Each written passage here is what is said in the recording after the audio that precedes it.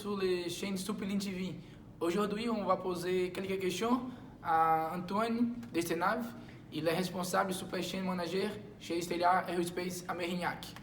Bonjour, monsieur Destenave. Bonjour. Merci. Pour vous, qu'est-ce que c'est la supply chain?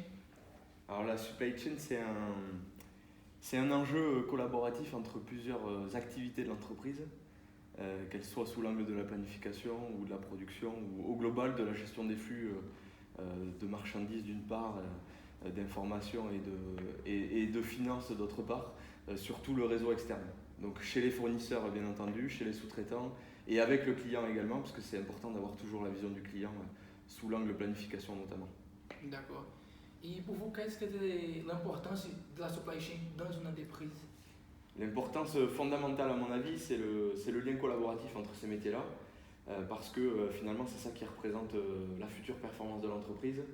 Sans planification nominale, on n'est pas en capacité finalement de bien gérer les choses et on est plutôt on est plutôt en train de les subir que de les prévoir. Ça a une notion aussi d'importance côté satisfaction client, parce que mieux on maîtrise sa supply chain et mieux on maîtrise quelque part notre satisfaction client par rapport aux prévisions.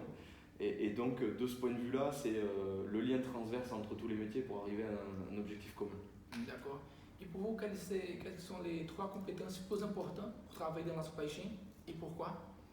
Alors les compétences, je dirais que c'est d'une part le travail en transverse, c'est-à-dire toujours considérer les axes métiers avec les exigences du métier en tant que tel, mais également le fait de trouver des consensus entre les métiers pour travailler à ce niveau-là.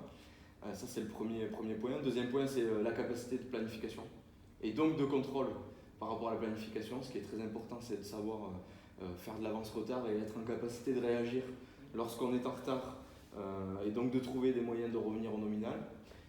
Et ensuite, je dirais que finalement, c'est une somme d'un peu toutes les compétences des métiers que représente la supply chain. Donc il faut connaître à minima les rôles et responsabilités de tous les métiers.